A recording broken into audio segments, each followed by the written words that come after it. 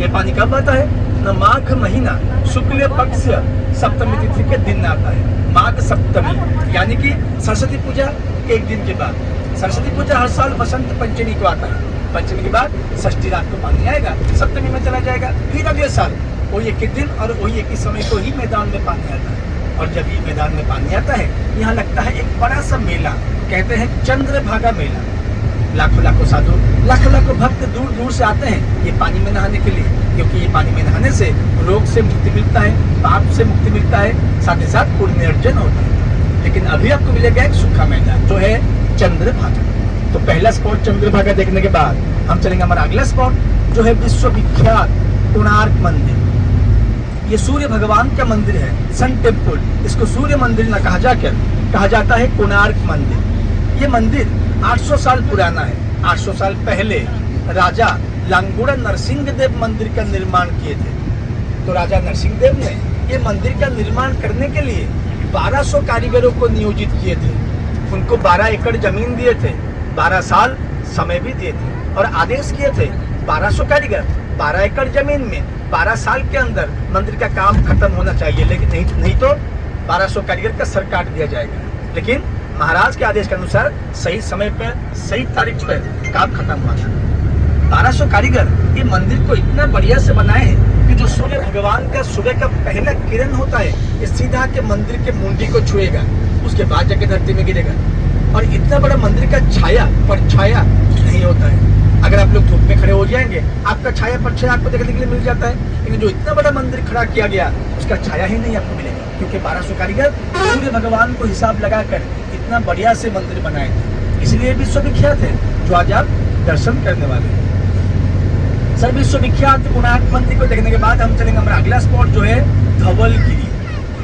Sir Dhaulagiri एक बड़ा सा पहाड़ का नाम है और पहाड़ के ऊपर एक बुद्ध भगवान का मंदिर है। और धवलगिरी के बारे में आप में से कुछ मेहमान को मालूम होगा, क्योंकि ये स्कूल और कॉलेज के पढ़ाई में आता है।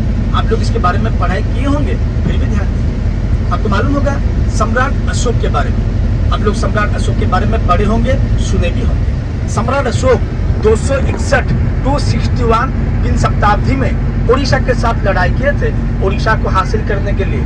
उस समय उड़ीसा का नाम था कलिंग प्रदेश।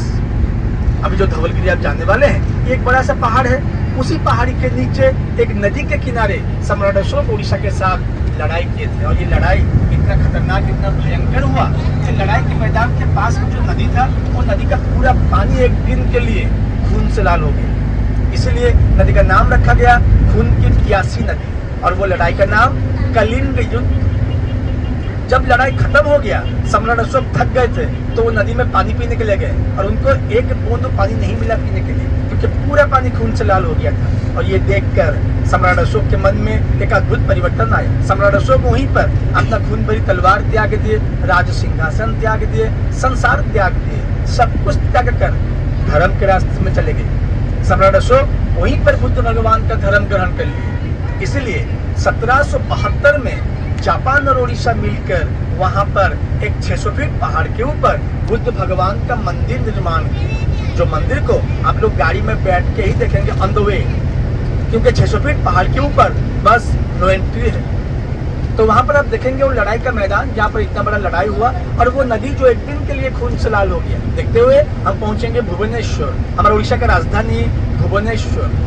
भुवनेश्वर में 15,000 मंदिर है, और इन 15,000 मंदिर में से सबसे मेन मंदिर, सबसे मुख्य मंदिर लिंगों का राजा लिंगराज मंदिर। वहाँ का पंडितों का कहना है 12 ज्योतिर्लिंग को दर्शन करने से जितना पुण्य प्राप्त मिलता है, लिंगों का राजा लिंगराज दर्शन करेंगे उतना ही पुण्य प्राप्त मिलता है। लिंगराज मंदिर के अंदर छोटे बड़े मिला के 108 और मंदिर आपको देखने के लिए मिल जाएंगे। केदार गौरी, सिद्धेश्वर, मुक्तेश्वर, बेलेश्वर, ओमकारेश्वर, ऐसे 108 मंदिर। उसके बाद हम देखेंगे खंडगिरी, उदयगिरी। सर ये खंडगिरी उदयगिरी दो पहाड़ का नाम है। ये दोनों पहाड़ पहले एक ही पहाड़ था, नाम था कुमारगिरी। तो उस पहाड़ के बीच में काट के बीच में रास्ता बना दिया गया। अभी रास्ते का इस पार एक पहाड़ बन गया, रास्ते के उस पार एक पहाड़ बन गया, यानी कि बीच में रास्ता, दो साइड में दो पहाड़, एक खंडगिरी, दूसरा उदयगिरी। सर ये दोनों पहाड़ में आप बहुत सारे गुफा देखेंगे और बहुत सारे मंदिर देखेंगे, लेकिन दोनों पहाड़ में आप ज्यादा गुफा देखेंगे। 500,000 साल पुराना साधु संत यही गुफा में सालों साल तपस्या करके बड़ा बड़ा फल अर्जन किए थे, इसीलिए पहाड़ को पवित्र माना जाता है। तो 500,000 साल पुराना साधु संत आज भी आपको वो पहाड़ की गुफा में देखने के लिए मिलेंगे, लेकिन इंसान के रूप में नहीं, जिसको बंगाली में कहते हैं मुंह पूरा बांदोड़, उड़िया में कहते हैं हनुमाकड़ो और हिंदी में कहते हैं लंगूर, जो बंदर का पूंछ लंबा होता है, मुंह काला होता है। वहाँ का गांव वालों का मानना है कि 500,000 साल पुराना साधु संत आज भी लंगूरों के रूप में वो पहाड़ को घेरे हुए पहाड़ को सुरक्षा दे रहे हैं। उसके बाद हम देखेंगे सबसे बढ़िया प्रोग्राम, सबसे लास्ट प्रोग्राम, नंदनकानन चिड़ियाघर। सर ये नंदनकानन 720 एकड़ जमीन में फैला चिड़ियाघर है और 720 एकड़ जमीन के अंदर जीव जंतुओं को देखने के लिए अली गली का रास्ता है।